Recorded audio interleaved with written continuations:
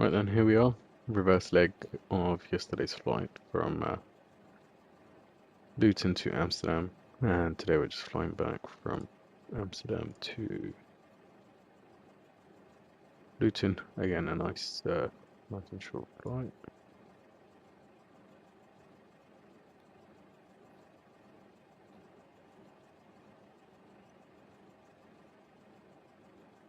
Okie dokie. See what's going on here. So, just filing the flight plan on SimBrief.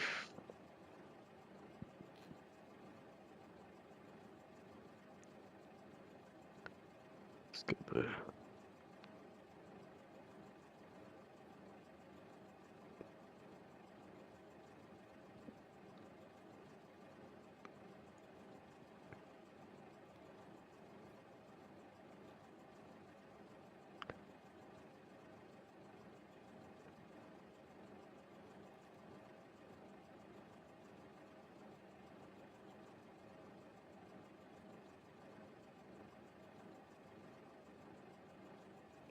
flight plan is filed here.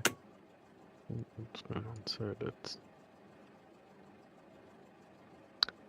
in the XPlane today, so it should be much smoother, much better experience because more conditioned to the simulator, so I know what's going on, how it all works. Let's turn the batteries on, the external power on. Alright, prelim cockpit preparation checklist. Engine masters 1 and 2. Engine masters 1 and 2 off. Check engine mode selectors to normal. Landing gear levers down, wipers are off, batteries 1 and 2 check off. They were off, and we have turned them off and on. Voltage rise is consistent and above 25.5. Any batteries below 25, not applicable. No, both batteries are above 25. Batteries 1 and 2 are on auto. External power is now on, and if starting the APU now, which we will do, APU fire switch is guarded. Let's go ahead and test.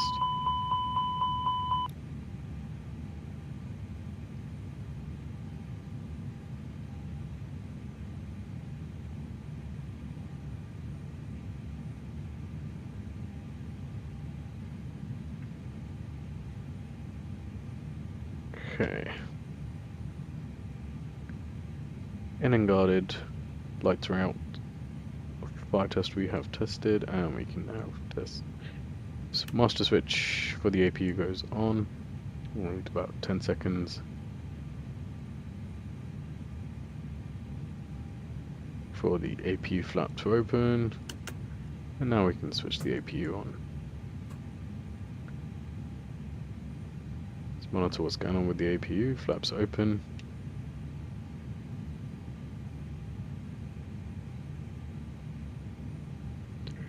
EGC rising normal.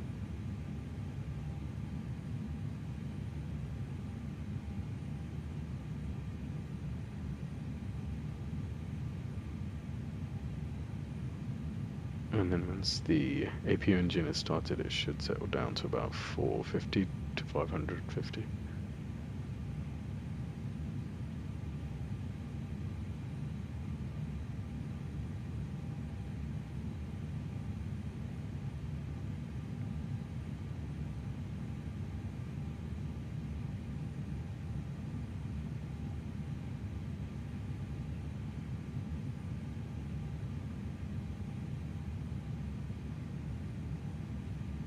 Okay, APU is on and available, so we can switch the APU bleed on. And the APU is now available, we can get rid of the external power. cockpit lightings are all on. Parking brake verified on. ACU and brake pressure is good.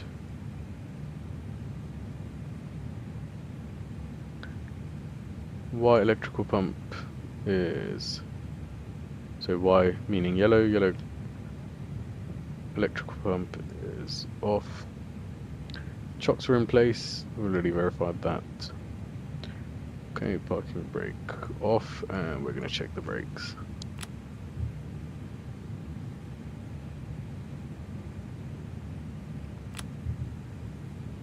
Brakes are good. And parking brakes back on. Flaps position is up. Speed brake is disarmed. Probe heat window is auto.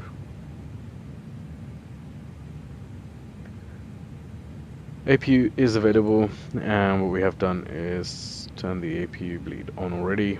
Air conditioning panel, all white lights are off, already verified that. Cross bleed is on auto, and zone temperature select, so we'll just select everything to auto. Pack flow is normal, no white lights on the air conditioning panel. Electrical panel, no amber except gen fault. Yep, so here's the electrical panel, and no fault lights except from the gen 1 and 2. Once the engine comes on, that should extinguish. Ventilation panel, all white lights are off. ECAM recall. Let's recall the ECAM. Normal. Oh. Oxygen pressure is checked. 1850 psi, 1850 psi. Regulators 1 and 2 low pressure, obviously, because the engines have not started.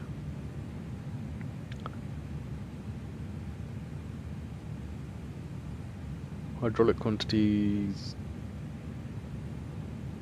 are all low, of course, the engine's off at the moment. Checked oil. Again, quantity is not going to be on now because the engine's off.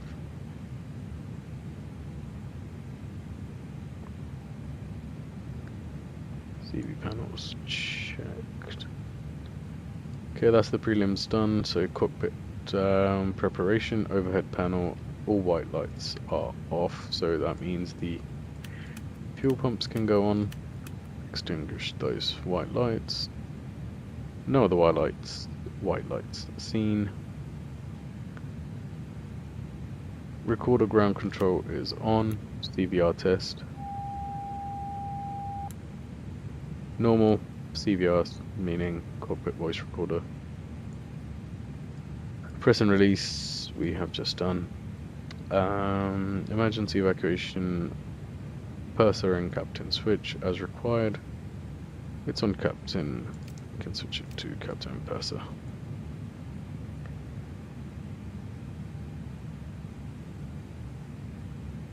ADAS we can set to nav 1, 3, and 2. Exterior lights as required, so we can switch the beacon lights on for now. As we're in the aircraft, seatbelt signs can go to on. No smoking's gone to auto, and emergency lights are armed. On auto armed. Cabin pressure landing elevation is set to auto already. Pack flow as required, not required at the moment. ECAM electrical page called. Okay. Have that.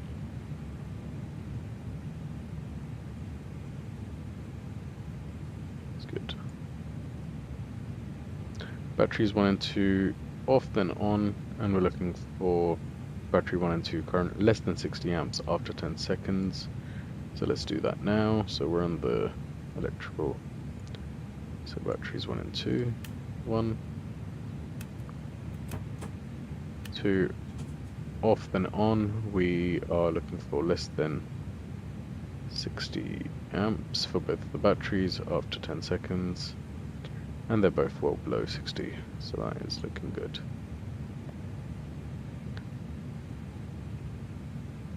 Engine 1 and 2 fire push button is closed and guarded. Lights are out and we can test. 1 looks good. 2 looks good as well.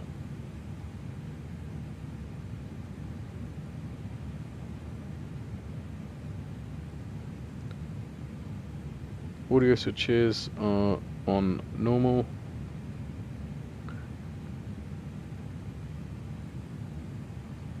And what we can do is select the ACP3 PA to listen, which is this one here, PA. Can listen into that by clicking on it, and if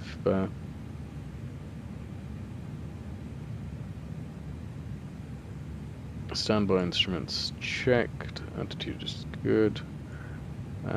Q&H is out, but we'll set that in a minute. Clocks checked. 1935. Time is 1935 indeed. So that's looking good.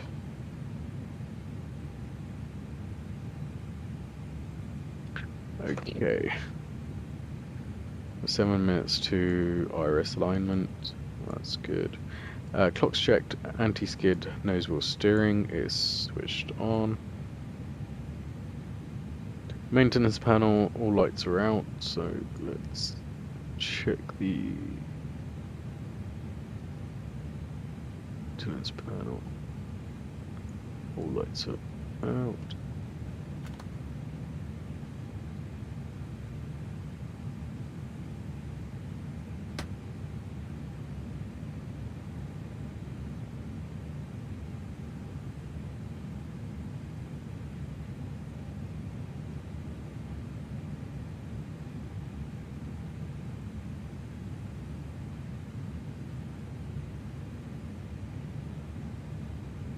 Everything's looking good.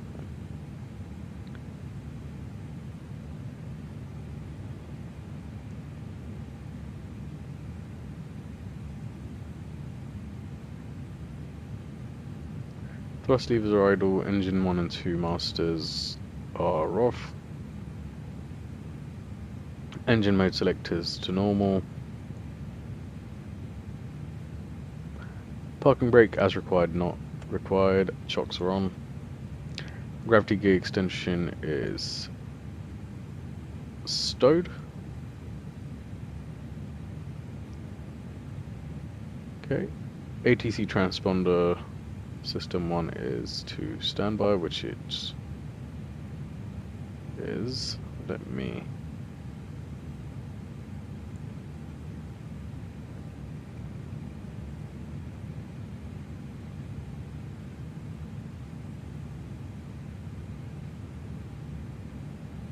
Camera is saved.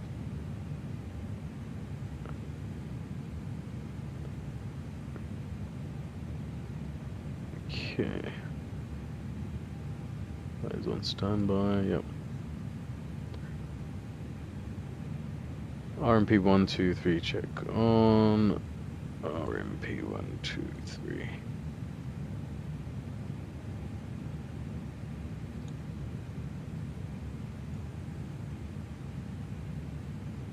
Yeah, all 3 radio panels are checked.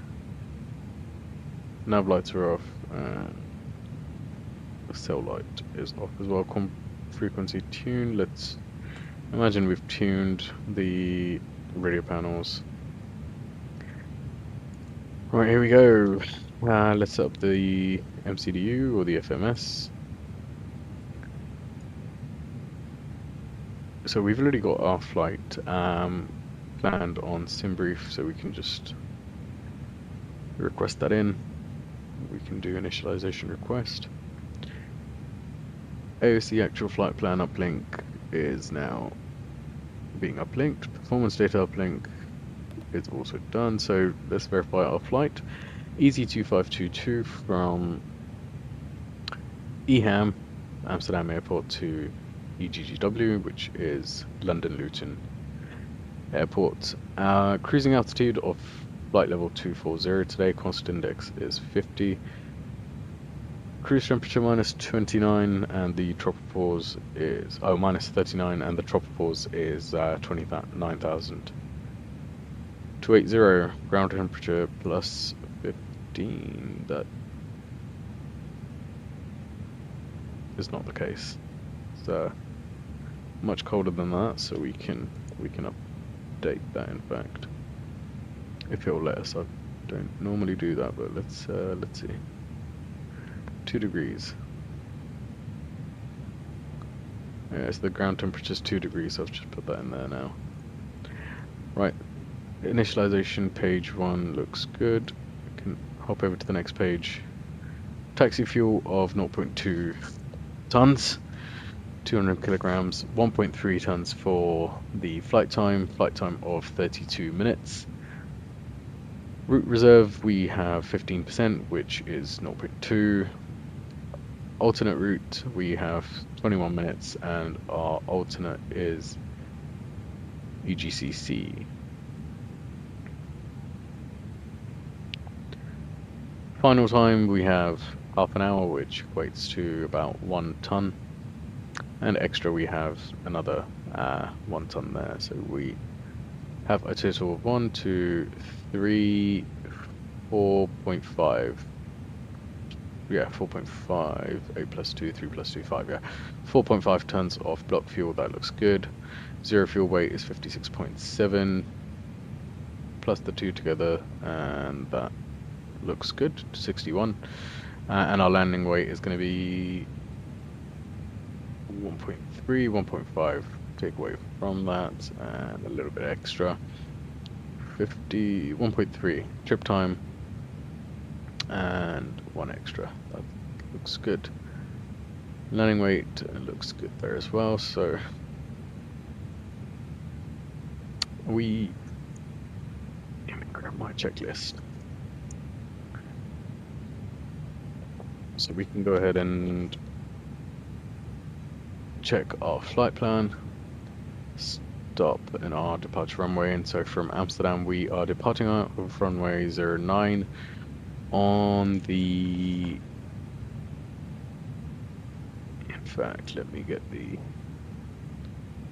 flight up here. So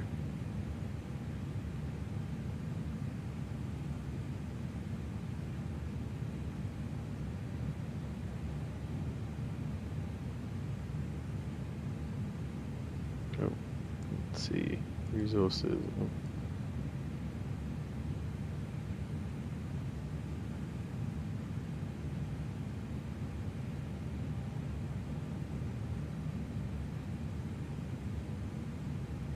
Huh. Interesting. Okay, hold on, let me export my...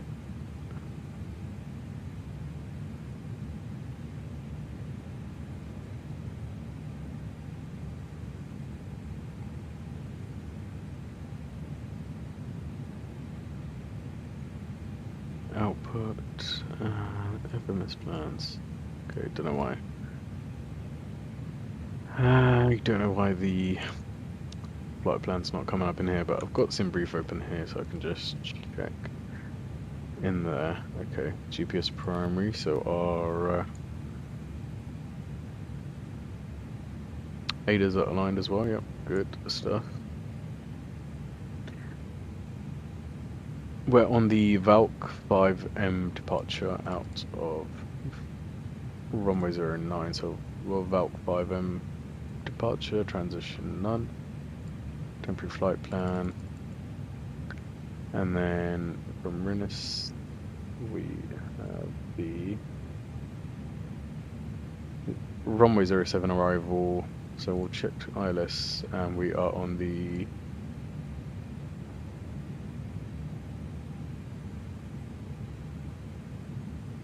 Rini 1N arrival.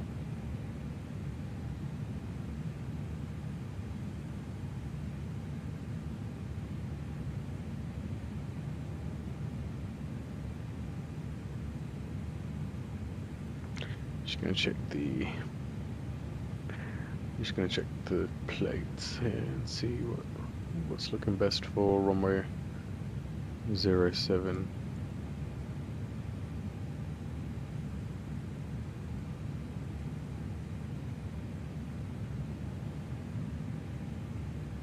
Zagzo. Oh, we can do LUT, no. So Novia. Let's just go in ourselves. Okay.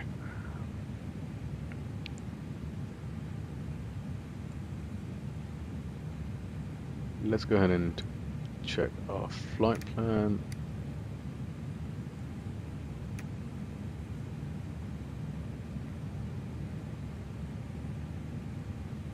Okay, so right turn after departure,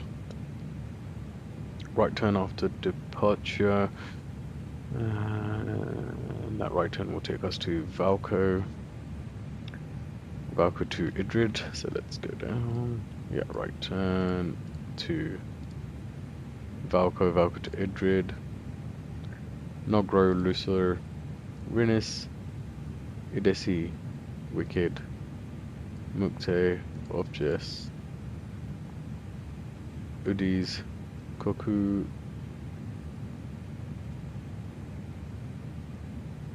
Jimzi, right turn onto Zagzo, and then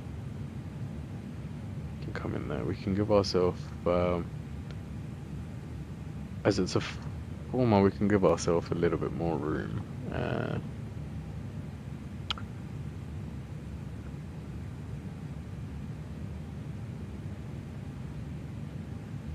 270. Let's give ourselves our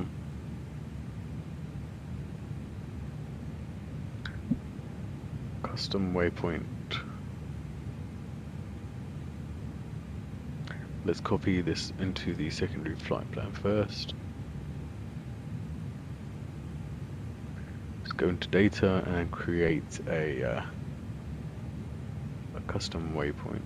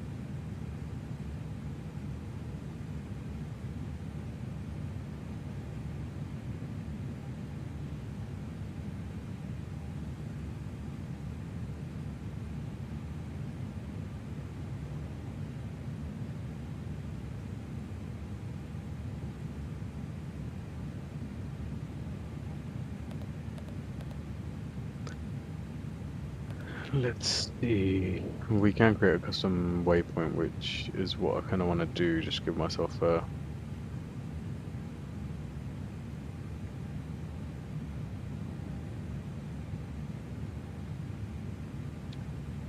sort of an extended final. In fact, what I can do is I can do that in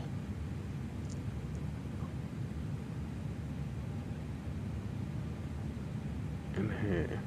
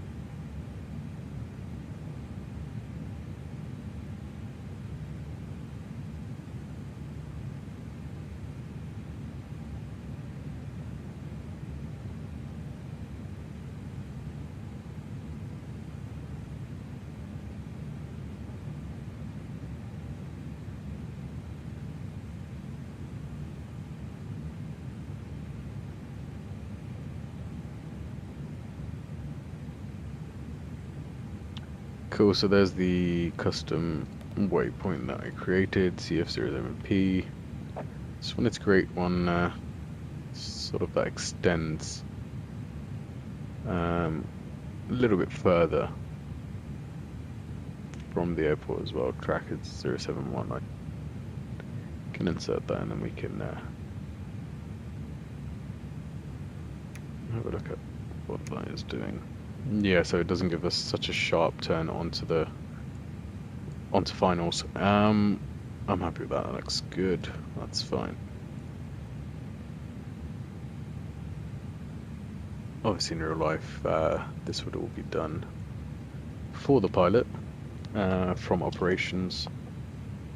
But here we are doing our own ops. FMS is nearly prepared. Weight and balance, reset to current. Okay, so we've got 125 passengers on board today. No cargo freight that we're carrying, just their luggage. Fuel on board, 4923. 4923. I have got 4460 there. 4923, reset to current. Discrepancy is plus and minus 500, so we can ignore that. Let's reset this. We're Amsterdam going out 09. Okay.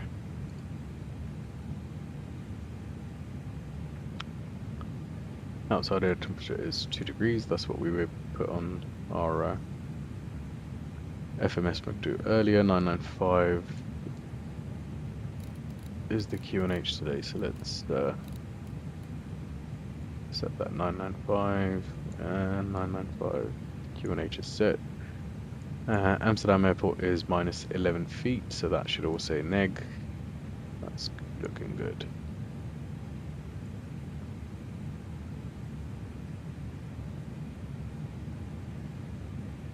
Okay, performance reset. What we can do is uplink the takeoff data as well. So we'll request takeoff data from SimBrief. It's not raining, so we will go for a flex takeoff. Takeoff data uplinked. So let's see, flex takeoff and flex temperature 73 degrees. V1 is 137, rotate at 137 as well, V2 139, flaps 1, and the horizontal stabilizer up 0.3, we will insert that because that all looks good. Transition altitude 3,000 feet, so gotta keep that in mind. Okay, so that is looking good. We will set the first officers to flight plan. That's how you'd have it in real life. Flight plan on the pilot monitoring and performance, takeoff performance data on pilot flying, which is myself today. So let's crack on. FMS is prepared. Barometric is set 995, flight directors are both on, left and right I've checked. Landing system or ILS not required. ND mode and range we can select to ARC and 10 for departure. VOR ADF selected, not required today. FCU set, so we can go ahead and set our cruising altitude of 24,000 feet or flight level 240. Oxygen crew supply. Switch that on. Oxygen mask test. There we are. Don the oxygen mask. Take off the oxygen mask. PFD and ND, so primary flight display and navigation display brightness as required. Yeah, they look bright enough. To me, it's night time, so they're plenty bright. Loudspeakers, volumes max, PFD is looking good. And navigational display is also looking good. Weather radar system and predictive wind shear is both off. Ecam status, we can press Ecam status, is looking normal, no blues, no yellows, no reds. Ecam pressure. Pressurization is looking good. Landing elevation is auto, 520 feet, yep. I know that for a fact. That Luton airport is on a hill, so 520 feet looks good. FMS airfield data is there. Iris are aligned. Gross weight insertion is good. Takeoff data is good. Flight plan A and B are checked. ATC code. We don't have a transponder code, but let's say, I don't know if it's on 3522 or 3655. Why not? Fuel quantity is checked 4.4, 4.5 tons. Takeoff briefing performed, so let's see the charts and perform a takeoff briefing. As one word,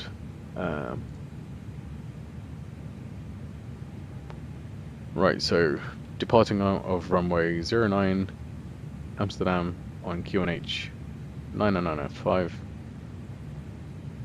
on the Valco 5M departure, right turn at 500 feet, maximum 220 knots, continuing the right turn onto Valco as we climb up Valco to Idrid. After Idrid, it's our normal flight. That's the departure. Fuel on board is 4.5 tons. I'll be the pilot flying. V speeds are in 137, V2 139. No rain outside, so we are flexing to 73 degrees. Flaps are going to be 1, as we're standard weight. No need for extra flaps. Any questions? No questions, good. Alright, load sheet we have received already. Scribbled on the load sheet, signed it off, given it to the ramp agent. Takeoff data, check and revised. McDo is in takeoff configuration.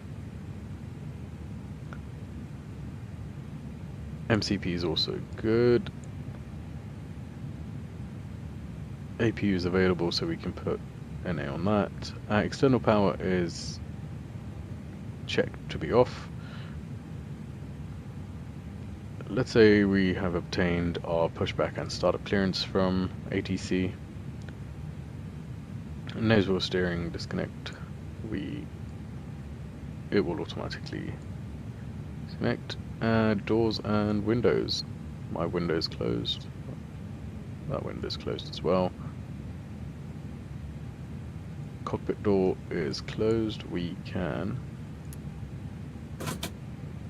lock the cockpit door there.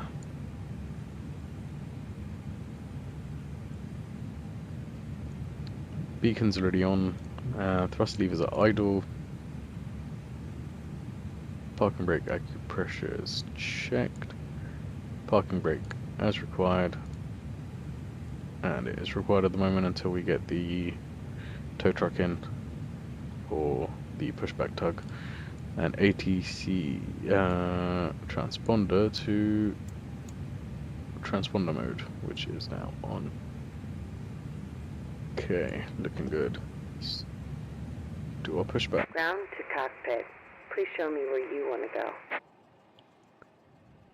Yes, we can show you where we're going to go. Straight out and to the left, nose to the left.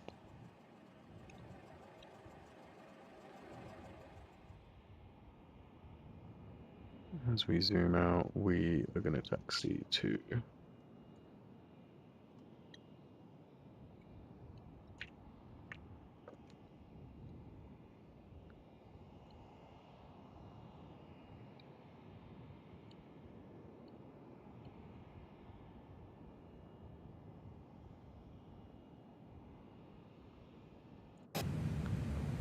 Ground to cockpit. Ground to cockpit. Please show me where you want to go. Tow's driving up. Okay, good stuff. Let's, whilst that's driving up to us, runway 09 will be A16, left turn onto Alpha, taxiway Alpha, all the way down to Alpha, and turning right onto November 5, holding short of runway 09. Okay, looking good. Can go to the engine start. Just before we do, let's have a quick look Some outside. doors are still opened, or the GPU or the ASU are still connected. Yes. I'm waiting for all of them closed and disconnected, then I will proceed. Yes, you will. Okay, so GPU Okay, and the SU all still doors and hatches connected. are closed. Ready to connect. Chocks can go off now as well. And the pushback truck can get connected. Look at that. Beautiful A320 Neo with the LEAP engines.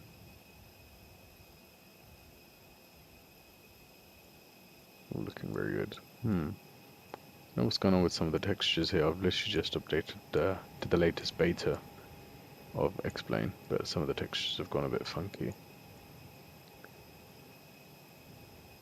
Tow connected and bypass pin inserted. Release parking brake. Okay, let's release the parking brake. Starting pushback, and you may start engines. Alright, thank you very much. Let's do that then. Engine mode selectors to start. Okay, starting engine 2. Engine mode selector 2 to on.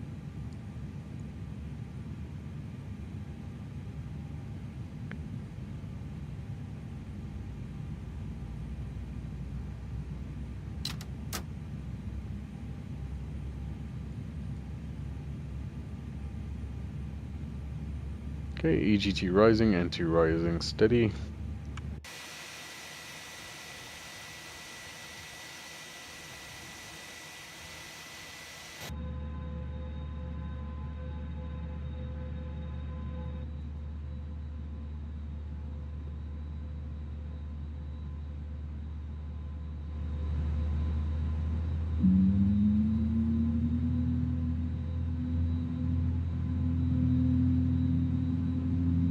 Good stuff.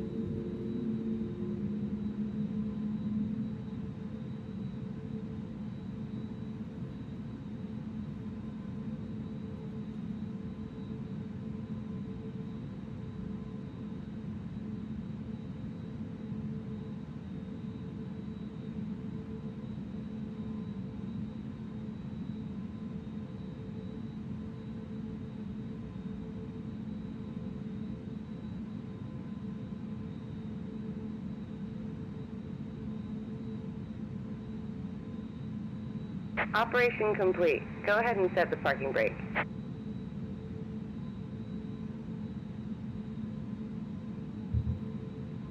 Disconnecting tow. Stand by.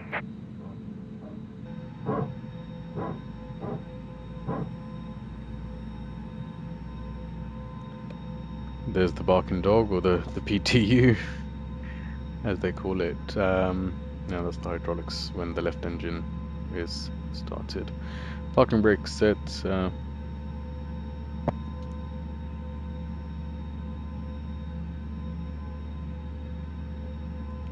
Let's see what's going on now.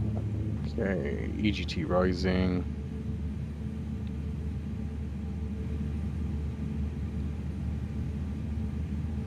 Anti-rising steady.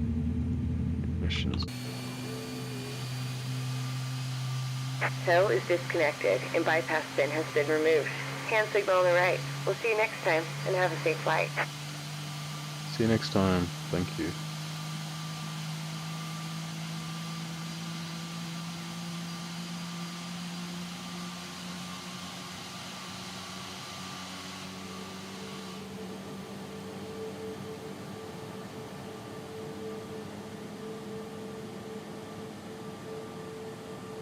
Okay, there's the hand signal.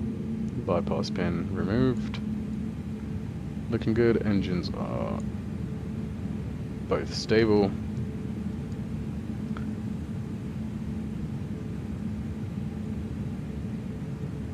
Alright. Let's get cracking then. Strobe lights can go to auto. Actually, let me continue with the checklist. Check announced on and parameters are good. After start checklist. Engine mode selectors back to normal. APU bleed can now go off. APU can go off as well. Ground spoilers to arm. Rudder trims 0 and books are 0.3 up.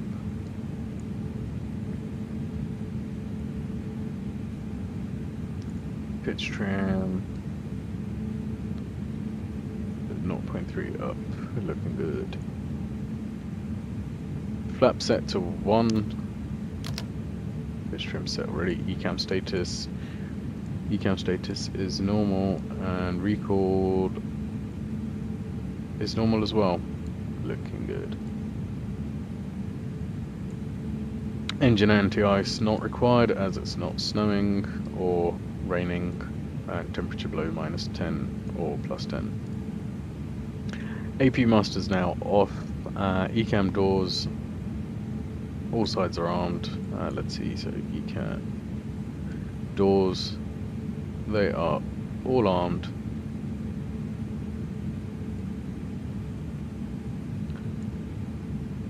Nose wheel steering memo is not displayed, so that means it's all good. And click to disconnect. Yep. Taxi clearance, let's say we've obtained. Nose light can go to taxi. Parking brake can go off. Elapsed time can now be run.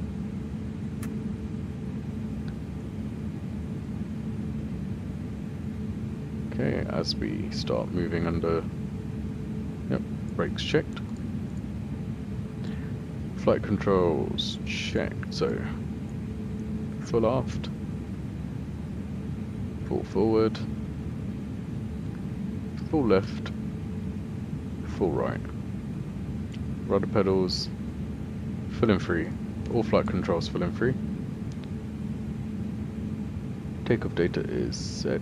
FCU altitude confirm. Cruising altitude flight level 240. Heading dotted out as it's on nav mode. So is speed. Okay. So A16 is to the left as we said. So A16 taxiing onto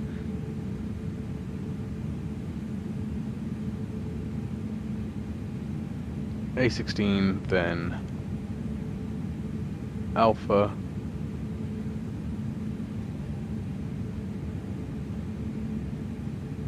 A16 right turn on to November 5. That sounds good.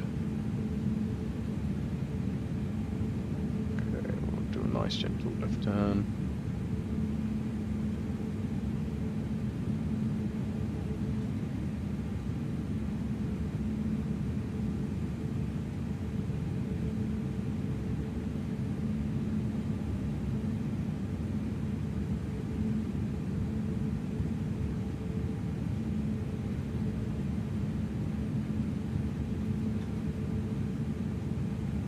Okay, A16. Let's take A16 to Bravo. Bravo on right turn on to November 5.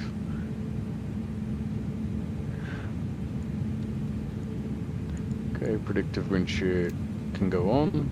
Weather system can go on.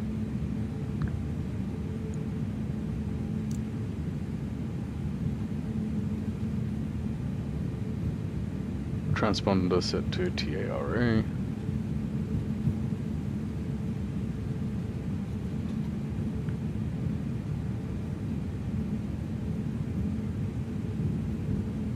Oh, where am I looking?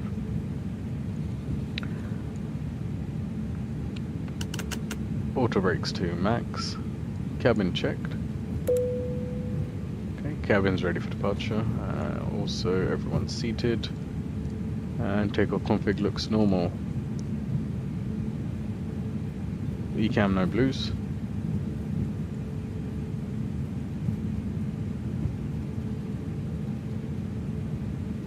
Takeoff memo no blue. And cabin report is received.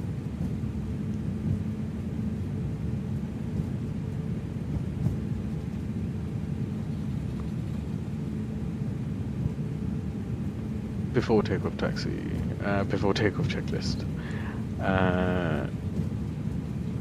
Takeoff land clearance, cabin crew.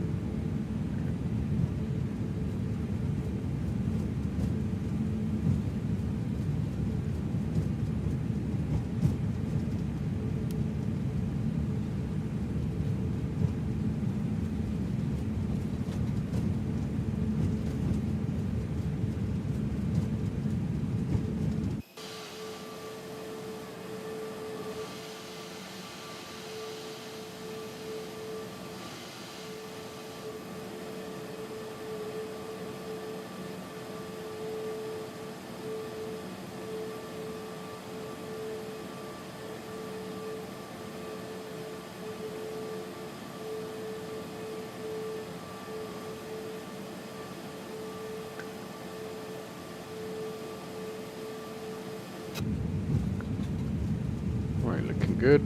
And to the right we have November 5, and this is our right turn, yep, onto runway 09. So as we turn right, we should see a big red number 09 for our runway, which we do. So let's hold here at the yellow lights for our takeoff clearance. Let's pretend an aircraft is landing onto runway 09. So as we hold, we can say we've got our takeoff clearance. Approach path is clear, inbound traffic, no inbound traffic. Someone's just landed, they're getting off the runway now. Cabin crew advised. Cabin crew, please be seated for landing, for takeoff. Engine mode selectors are normal, as it's not raining. Transponder TCAS is on TARA. Packs in 1 and 2 not required, external lights set, so let's turn on the lights here for takeoff. And let's say we've got our clearance. The sliding cable is stowed. Alright, here we are. We can fully prepared, fully set up, so we can do a rolling takeoff. So as we taxi onto the runway, we don't need to stop. We can just depart straight out, provided all engine parameters look good.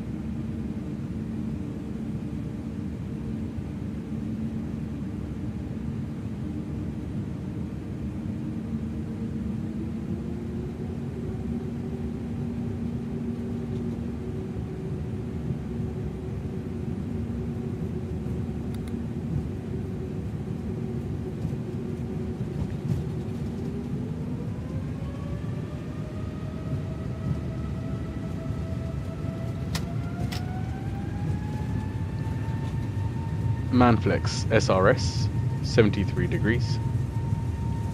Airspeed alive 80 knots.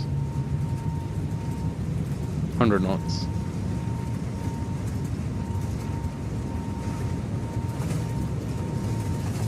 V1, rotate.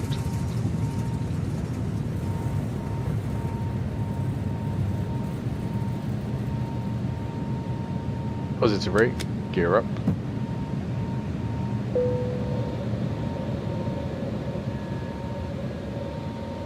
.500 feet, got a right turn.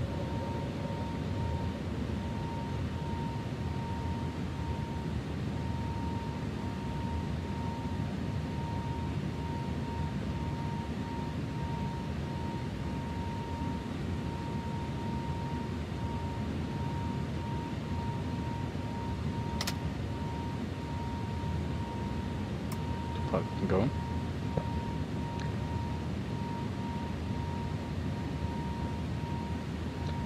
Autopilot's on, and as we now climb out, we can set ground spoilers to off, runway turn off lights, and nose lights can go off.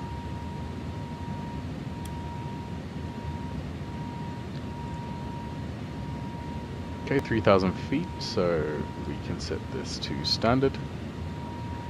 As we pass S speed, so slats, we can retract the flaps.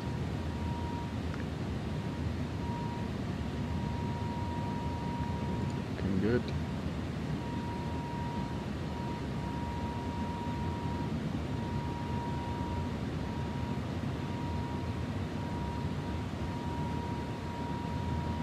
Okay. Let's turn the cockpit dome light off, because normally you'd have it off after departure.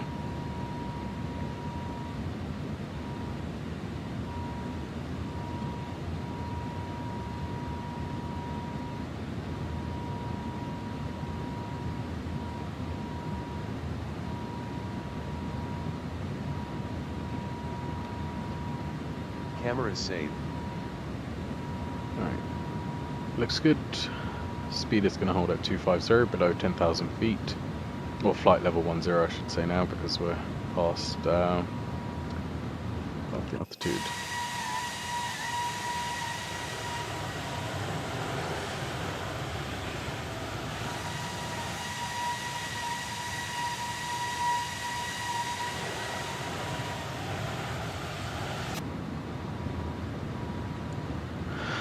Right, seatbelt signs need to remain on below 10,000 feet, so quite a smooth flight. So as we let's go through all of this.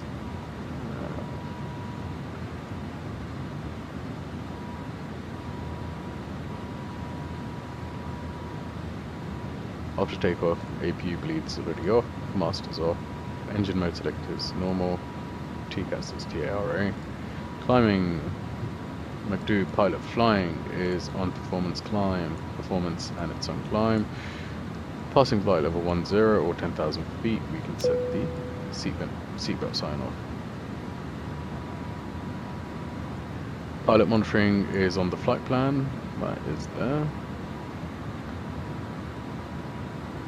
FCU FGMS. Flight level 240 is our cruising altitude. At transition altitude, which was 3,000 feet. Set standard, cross-checked, weather radars on, engine anti-ice, no anti-icing, no icing conditions not required. At 10,000 feet, landing lights can retract and be turned off. Seatbelt signs are now off. EFS options as required. ECAS memo.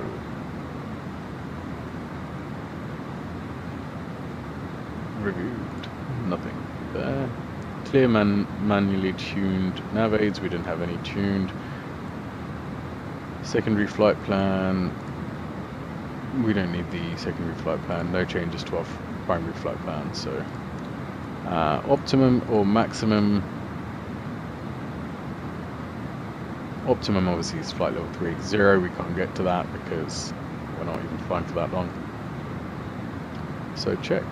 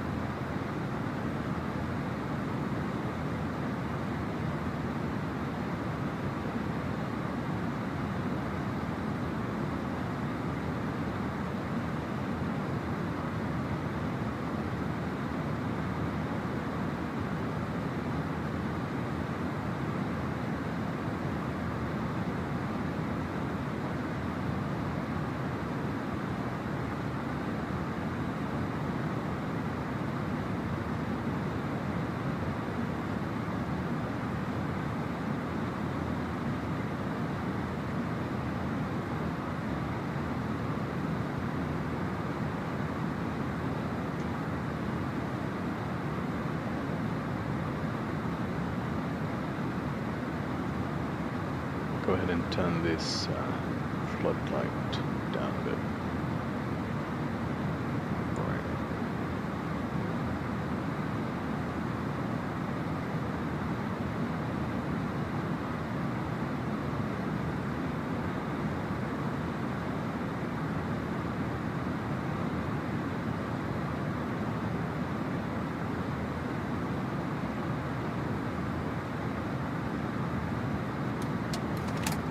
As we climb up, let's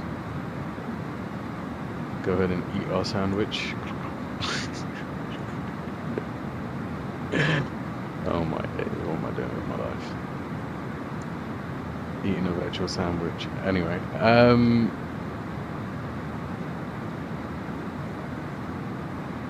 this is why I don't talk on my videos. Oh dear. Oh dear, okay. Done with our sandwich. Okay, let's see. As it's a really good short hop over the sea.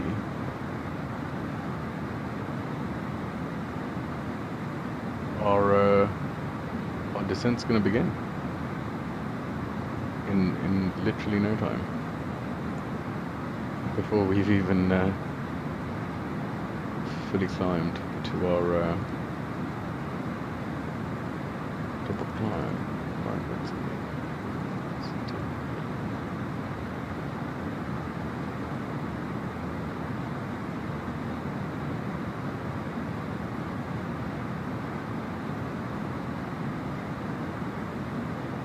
This is really the beauty of this flight. I've been on this flight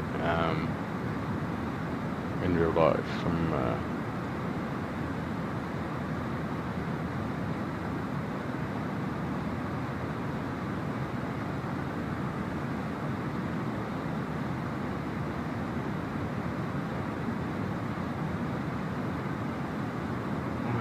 seven minutes we're going to spend in cruise altitude, and then we're going to start descending. But yeah, I've been on this flight in real life as well, and it only takes about 35 minutes really in the air. And they still try and sell you those all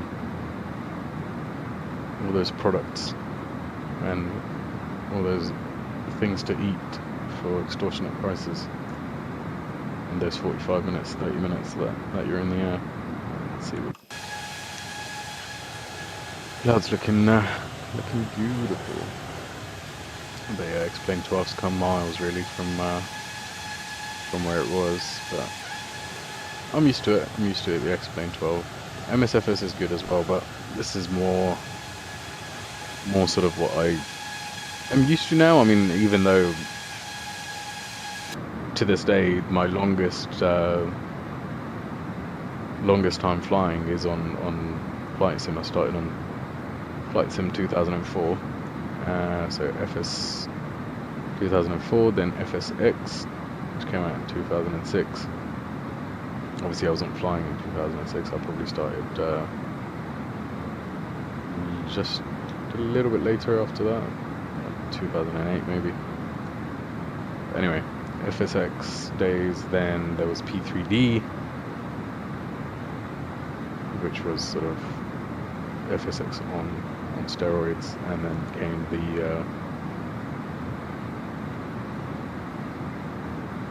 the MSFS days.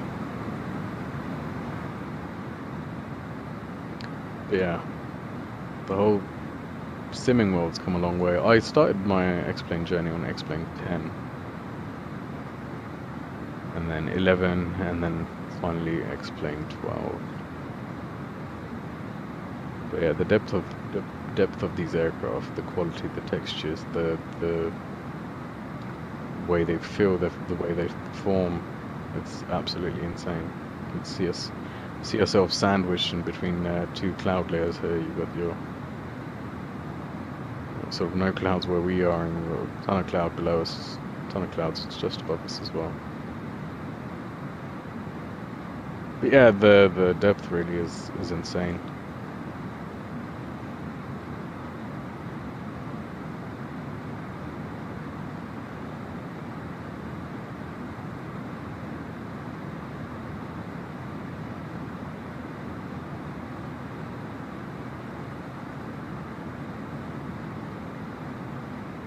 cabin temperature is nice and toasty, 22 degrees. 22 degrees there, and the delta pressure there is about 6.3, so cabin altitude feels like it's they're at 5,000 feet, those that are sat in the cabin.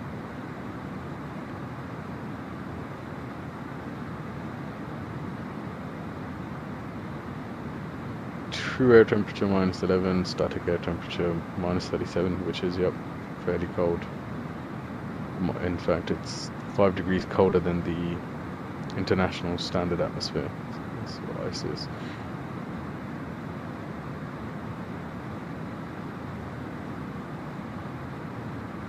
Okay. Distance to top of descent, 24 nautical miles, which in UTC will be 2030, about 2.5 minutes, 2 minutes, 10 seconds. If we in fact zoom in, we should zoom out, I should say. We should see that area there, which indicates the point at which we're going to start descending. ETP is equidistance time point, or equitime point even, not equidistance, equitime point. So at this point it would take the same amount of time to go forward onto your destination than to return back. So this is what pilots would use sort of in flight to give them an indication of their equitime point. At this point it's better just to continue, because it would take just as long to turn back. Anywhere before this point, obviously it's quicker to turn back and go to your departure airport. If you say had a inconvenience or an emergency, but for an emergency you would actually land somewhere closer. You wouldn't go back to your departure point, but in certain situations you would go back to, if it was like a technical fault which wasn't an emergency, you would probably go back to your base. But this being EasyJet are based out of Luton, so at this point they would 100% continue on to their destination, because they'll have their maintenance there, they'll have, you know, operations there, etc. Whereas Amsterdam, if you were flying in a KLM, for instance, you would definitely turn back. Even beyond this point, really, if it was a non-emergency, you'd probably go back to where you have your ground handling, maintenance, and all that. Right, as we chatted, that point is really coming to about 5 miles. This ring is representing 5 miles, as it's 10 here, 10 miles, nautical miles, 15 nautical miles, and 20, because I've got it on the 20 ring. So I'll put it on the 10 ring. This is now 5 miles, and this is 7.5 miles. So 5 miles till 5 miles till descent. So in fact, what we can do now is quickly have a look at the point at which we're going to intercept our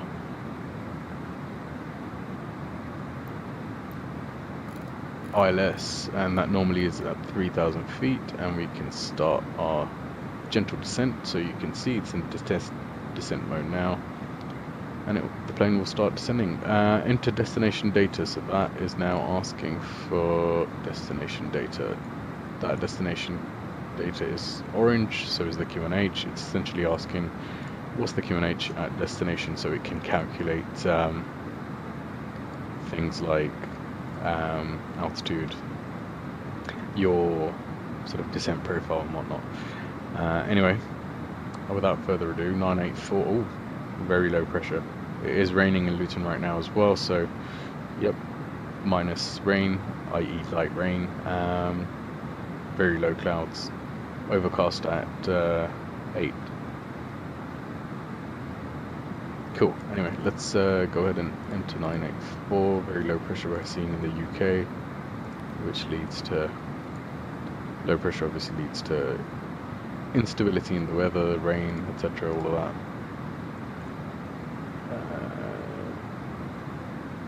Percent of the wind, temperature is 7 degrees. 7 degrees up there as well. Yep. So this is a METAR, so meteorology actual report at METAR. So it stands for EGGW. EGGW is Newton's 4-digit ICAO code. So it's saying for EGGW 301950. So quick on how we read the METAR, because this is what how they taught us. So 30 is the date, so 30th of January 1950 at 1950 Zulu UTC time. This report was created. These reports are created every half an hour, so the next one would be 2020. Auto, it's an auto report, automatically generated by the weather system. Wind speed is magnetic from, so wind blowing from 130 degrees at 15 knots, 15 knots. 6,000 feet is the visibility, minus RA is light rain. BKN is broken, so we've got broken clouds at 500 feet. And OVC is overcast, overcast clouds at 800 feet. TCU, towering cumulonimbus clouds? I don't know, I forgot what TCU is, to be fair. And then you've got your 0706. 07 is your temperature, 06 is your dew point. So you can see obviously when it rains, the actual temperature is quite close to dew point, especially in the UK. These two numbers are fairly close. You go to dry climates or hotter climates, these two numbers are vastly out because your actual temperatures. Dew point is obviously where the air becomes saturated and no longer holds water vapor, it becomes into water droplets. And Q is your QNH, which is 0984, which just means it's low pressure. It's low because it's lower than 1013. 1013 is your standard standard QNH, or ISA standard, I guess. Anyway, let's reset that. Let's compute our landing speeds. So V approach, velocity at approach is 130, 130, that checks. Let's actually give ourselves 300 feet radio altimeter for the finals. Required landing distance is 1,200 meters, so 1.2 kilometers. Predicted landing distance is 1.8 meters, obviously because of the rain on the runway. EOGA Brad. This is essentially the. Don't know what that is actually. Runway gradient? I don't know. I know it's quite hilly at Luton, so MLW is your maximum landing weight, which is your performance. But yeah, status is okay. We can see this is the point at which we are gonna. This is how long it would take us to slow down, but with the rain and everything, it's given us a little bit extra, and then the margin of 427 meters. Total runway distance is 2.15 kilometers at Luton. So as we descend and approach, well not approach, but as we descend into the UK, we can see the rain already hammering down, and we can see the very eastern sort of tip of the UK. Anyway, let's get rid of that. Let's put it back into performance there. So predicted to 3,000 feet, it's going to take us 77 nautical miles to reach 3,000 feet. Right now, it has actually descended us to flight level 180, and that could be that could be, oh no, I was going to say that could be a constraint, but it's not. But the FMC or the McDo, has the flight management computer said, let's level out at 180 for now. A couple of things here really. Ground speed is 416 knots. True airspeed is 402. Ground speed is roughly, because we've got a bit of a side wind, so wind right now is coming from 178. So southerly wind, blowing at 22 knots. The way we are pointing is we're pointing west. So really we've got as we turn, we've got a crosswind, and these two numbers are going to get closer together. We haven't got a tailwind pushing us into the air. From 180 we're going to start descending a little bit more at that point there, because you've got the down arrow which says that's your descent point. Cool.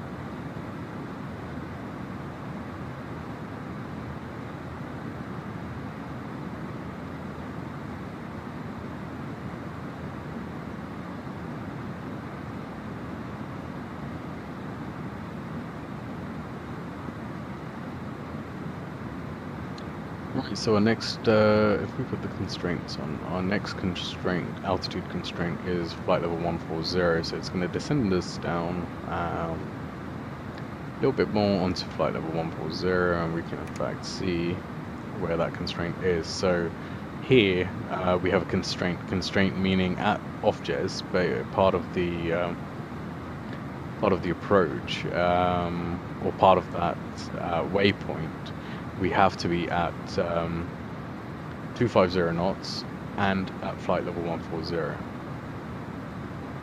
at or below. So at or below, because of the arrow pointing down and to the right that says off-jez, we're going to be 250. You can see the aircraft's now selecting speed 250. This is max speed, so we're right now 0.59, so 0.6. 60% at the speed of sound, and flight level 140, which we are slowly approaching. So at off-jez, we can. Nope, accidentally flicked the flap switch there. My arm.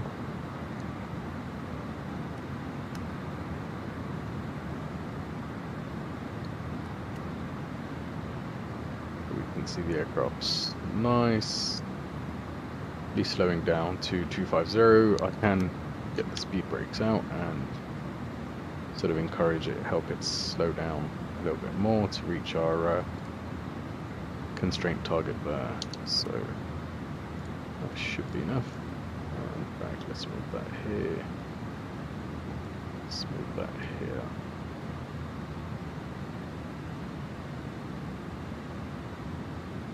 Speed brakes up.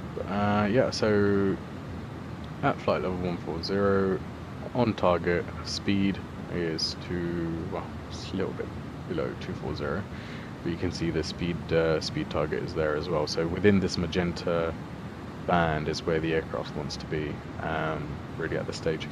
The next constraint is flight level 80, so roughly, well, depending on the pressure outside, flight level 80 roughly means 8,000 feet. 8,000 feet if it was 1013, pressure 1013 on the Q1H. So a bit of an interesting approach to this one. I've not really flown the RINI one into Luton before, but an interesting approach that it takes you out to Jumsy and then it does a teardrop to Zagzo. Zagzo's a waypoint which actually comes before Jumsy, but the way the approach plate takes you, it's out to Jumsy and then a teardrop, and that teardrop then goes back left towards Luton. So Luton, where the aircraft is right now, it's to 240, so roughly around there. Can we? No, we can't really see anything outside apart from the rain. Cool. In fact, as we have started our descent, and I should have done this before, but it was nice and calm. Can put our seatbelt signs on now. And in fact, when we reach below 100, flight level 100, we can start putting our landing lights on. So descent preparation, wind and landing info we already obtained and calculated our landing conditions. FMS has been prepared. GPWS landing flap 7, we're going to be full flap, so flap 3 landing will not be required. Landing elevation is checked, 520. Auto brake as required, so auto brake will be low. We set brake to low there. Approach briefing, can go ahead and do that now, actually, seeing as we were talking about it a minute ago. So, approach briefing, so I'll approach into Luton runway 07 via the... Let me get my approach plate up. So we're taking the RINI 1 November arrival, with the transition point being Rinnis, we've already passed Rinnis on to Edesi onto Wicked onto Mukti onto Ofjez onto Udiz, which we're now coming up to, then Koku to Jumsy to right turn to Zagzo, so teardrop, and then that puts us 26 nautical miles away from the airport. What I have done is created a custom waypoint, CF07P, which is a 12-mile final onto runway 07, just giving myself a bit of extra room because it is raining. We want to be set up nice and early on approach. It is raining and the landing conditions will be wet, actually, so let's reset.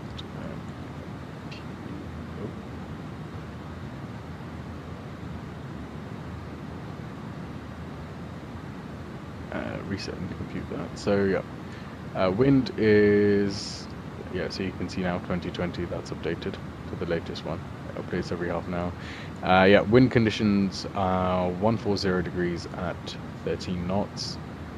So we have got a bit of a crosswind, 12 knot crosswind and 5 knot headwind component. It is going to be wet. Our landing distance required is 1424. Our maximum landing distance, or predicted landing distance, would be 1857. We've got a margin of 300 meters. We have set auto brake to low, so we should be good. It's a nice long runway, long enough for our A320. Any questions? Terrain on ND, we can put the terrain on ND, but not really required at this stage. You can see there's a bit hilly with the green. around Luton, but again, no tall buildings around Luton, so it's not that bad. We have got the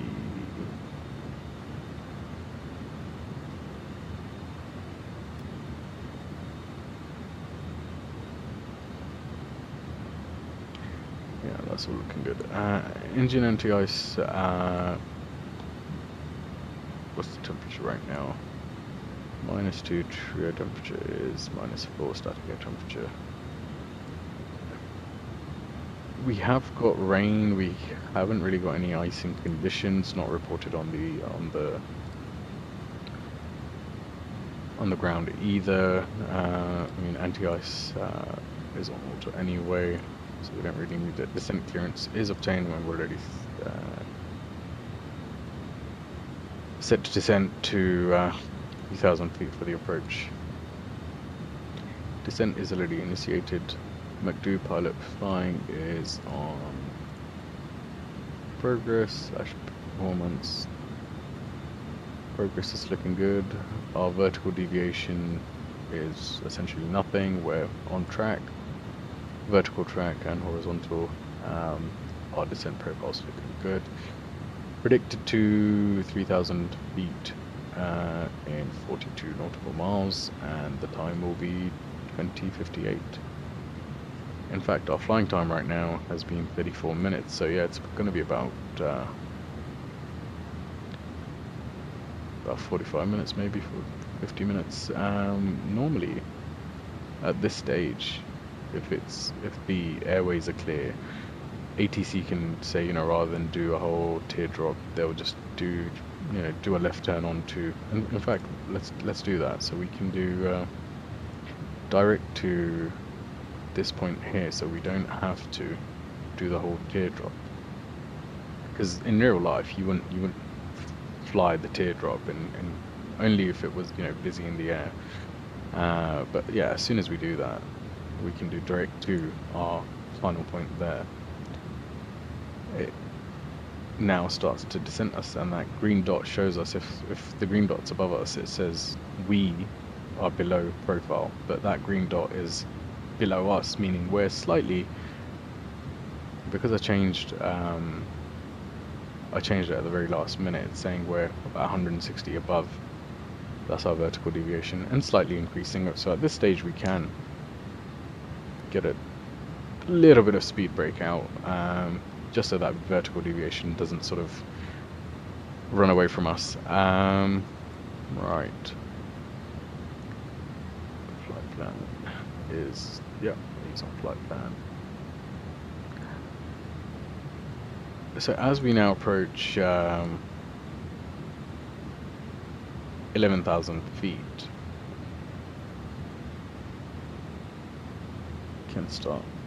we can look to get our landing lights on. So as soon as we turn the landing lights on, you can see the rain there. The rain really is now visible because the lights are on, and it is raining quite heavily at this altitude. Seatbelts are on. We will just call the cabin to let the cabin crew know that we are below 10,000 feet, and they should start to think about sitting down in their seats for landing lights are on, seatbelts are on, constraints are already on. Landing system LS we can switch on. Speed brake can go off. Oh, it's a bit of lightning. Going on. Radio nav select and identify ILTN, so Luton identifier is about 21 nautical miles. Well, 21 nautical miles in a direct line from the airport, but not in a curve. So we are only 13 nautical miles away from our final, from turning final. So pilot's approach. There we are below the rain clouds. Hooray. So now you can see descending nicely into the UK, and this probably, where are we? We're overhead Bedford right now, so this town below us, this beautiful town of Bedford.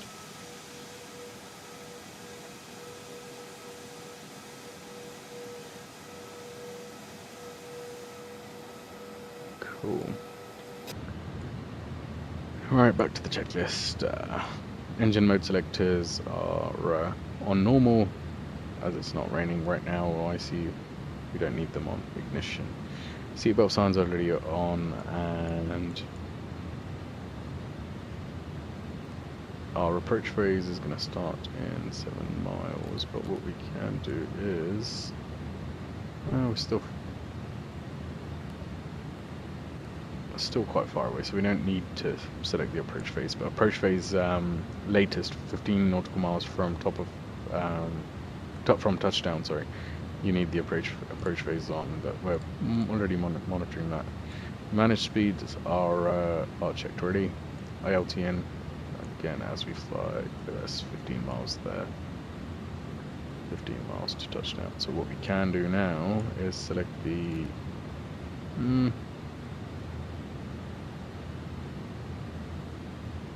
No, it's fine. I'll let the aircraft do it itself. Yeah, 8,000 feet right now. Speed brakes as required. Not required right now. We already put them away. Weather radar is on. FCU approach button. Can put it on in a bit.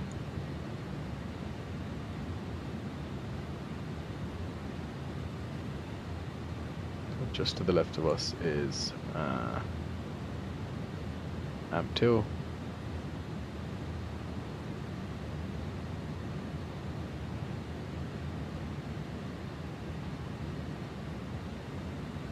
Lovely.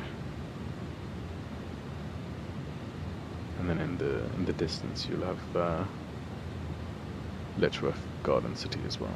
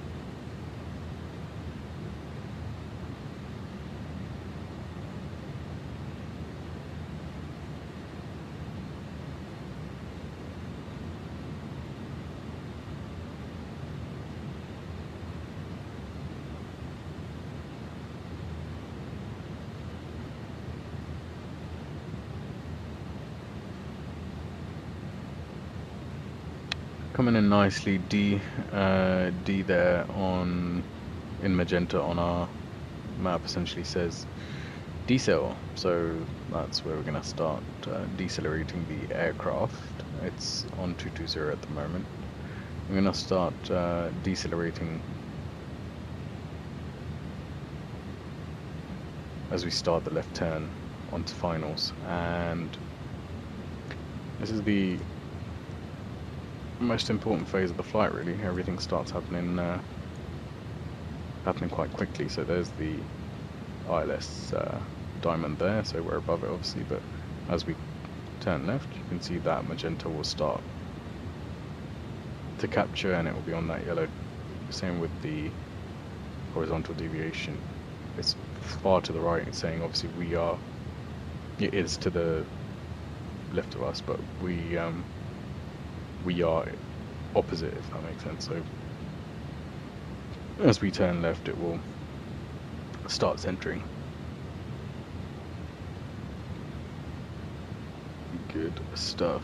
Okay, 10 miles from the airport still.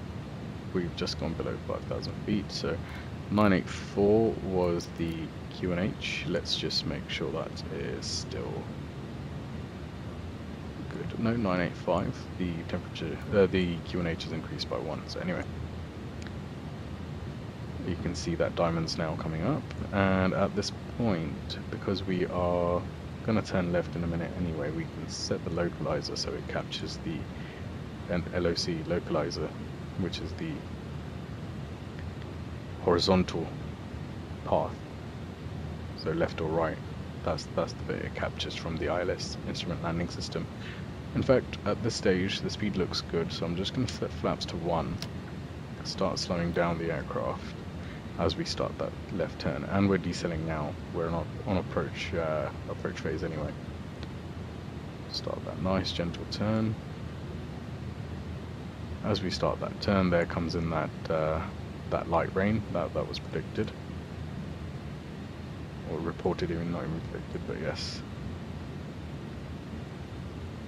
You can see we're at 3,000 feet. We're going to capture the ILS at 3,000 feet. We will capture the localizer very quickly. This will start centering as we turn left onto heading 0. Yep, localizer is now captured. That diamond's going to come into the middle. In fact, it's going to shoot beyond us, and then we're going to capture it again. That's what normally happens. So you'll see it will shoot past us, and then the aircraft will, yeah. It's all fairly standard, it's all fairly normal. So it'll shoot past us and then it'll come back to centralize. 2,500. Alright, 2,500 below, above the ground, so we can start thinking about getting our gears down. So speed checks, gear down. As we put the gear down, we can set flaps to 2.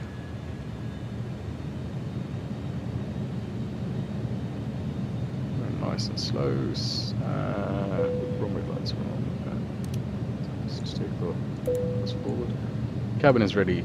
Cabin crews let us know that they're sitting down. Everyone else is sitting down. Toilets are all locked. Everything's stowed. Nothing's gonna. And approach. I sort of missed that slightly, and we've just gone above. So I will need to recapture that because I was talking too much. I didn't actually select the approach phase as we turned left, but never mind, we will capture that quite comfortably. 2,000 we can start setting to gears fully down. You can see the 3 greens. Spoilers we can now arm as well for when we touch down.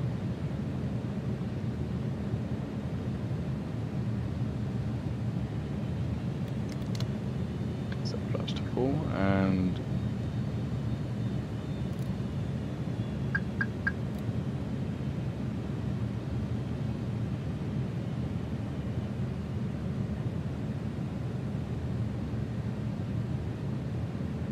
just going to take some manual control there. We just need to descend sort of there we are. Set those autopilot back on. So we did come in slightly higher. What you would do is you'd be captured. 4 miles we are stable. Flaps are full. And really at this stage you just start seeing the runway, which we can do. As the wind's coming in from the right, you can see our aircraft is pointing into the wind. Anyway, 1,000 feet, sterile cockpit now, so just going to shut up and fly the aircraft, take off autopilot.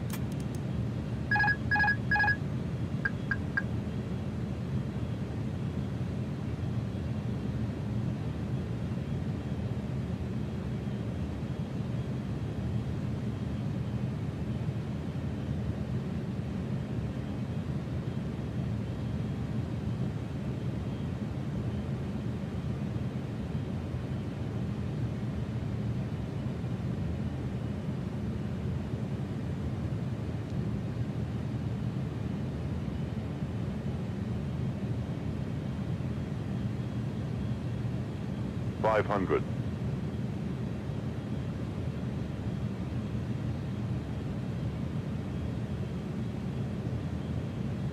400. 100 above. Checked 100 above.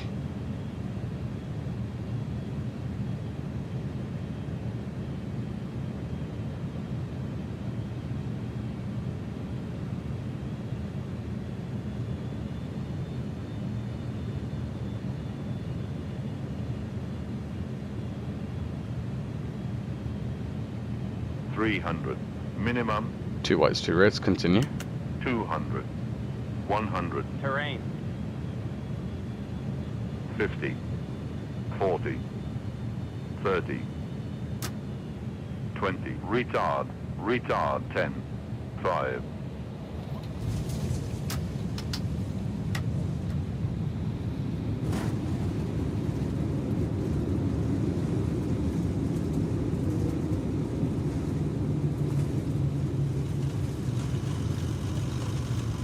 Auto brake off.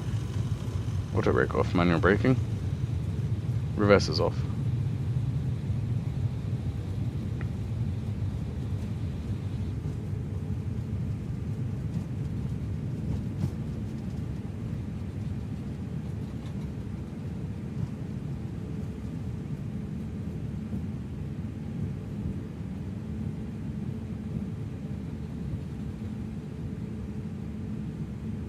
That wasn't too bad. That wasn't too bad at all, considering the gusty winds there.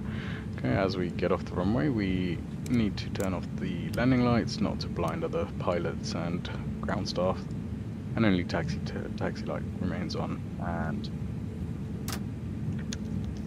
start cleaning up the aircraft. Flaps can go to 0. Speed brakes are, or ground spoilers are disarmed.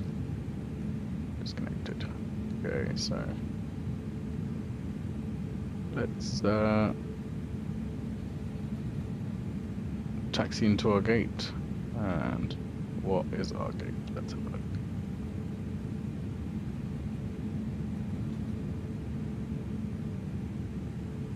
So what we will do is taxi to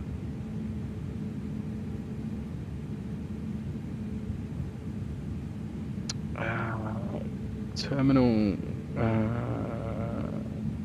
taxi to gate 21. So we are gonna taxi via Alpha onto 21, which is gonna be in between these aircrafts, if it is free. I don't even know if it's free. But yeah, we're back on the ground 50 minutes after we initially took off. There's the time there, 50 minutes and 11 seconds total time. So we taxied for 6 minutes. So all in all, when we pushed back to where we are now, pushed down about 50 minutes.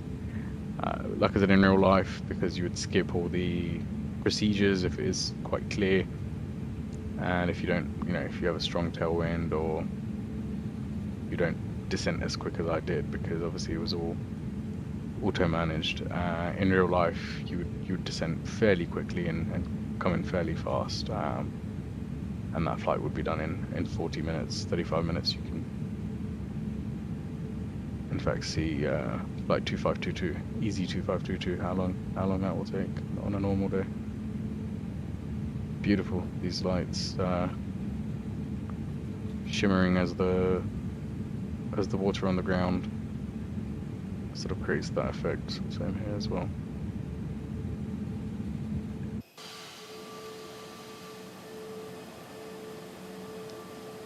Right, what we can do,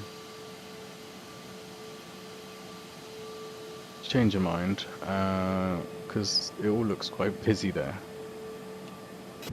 Oh, we are gonna turn the strobes to normal as well, in fact, because otherwise we are gonna be blinding other pilots. We will go to, I don't know, the terminal building, maybe gates 47, 48, 49. If one of those is free, then we will take those. Weather radar can now go off. We don't want these.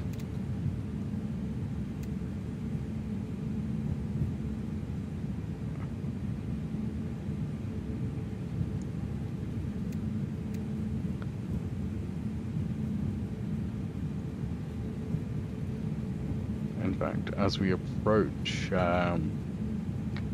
the ramp, we can turn the taxi light off to not blind the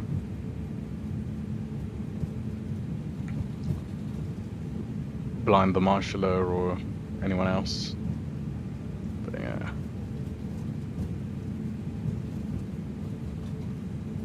green taxiway lights, and the edge ones are blue. So just following those green lights, we will turn left.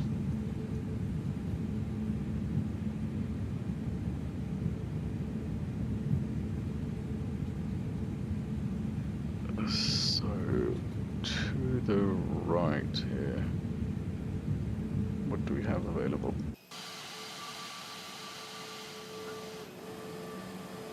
Alright, we do have 46 available all the way to the end of this one. Oh, let's go to 46 then. Apart from that, every other parking spot is busy, so 46 it is. 46.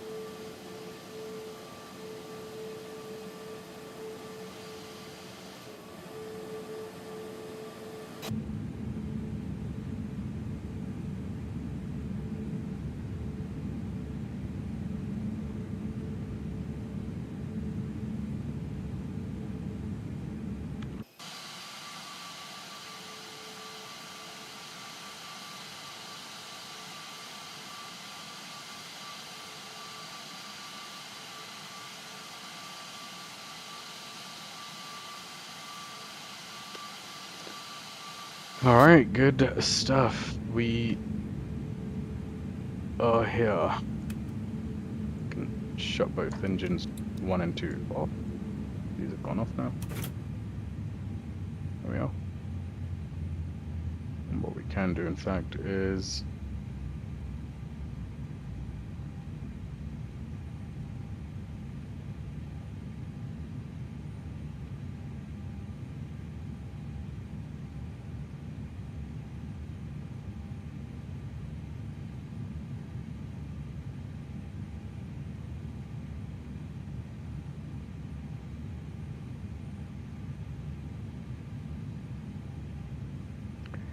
so let's start cleaning up the aircraft. I can turn those off. And crew supply can go off. Beacon lights, strobe lights, nav lights. Seatbelt signs can go off, and they can start deboarding the aircraft. External power's on, and that's good. Really and truly, everything is good. That's good. And at this stage, yeah, you've done your duties. You would stop the chronos, stop the elapsed time, total flight time 1 hour 1 minute. Your flight time, sorry, chocks off to chocks on is 1 hour 1 minute. Flight time 50 minutes as we touch down. So here we are. Oh, the other way around. Should have been the other way around. It should have been disembarking the passengers, but here we are putting people back on a plane that's already full. That's brilliant. Okay. Doors are open. Yep. That looks good.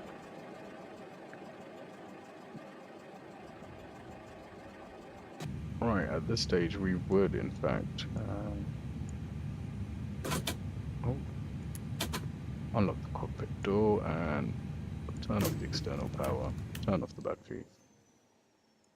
The aircraft's cold and dark. And it's off home.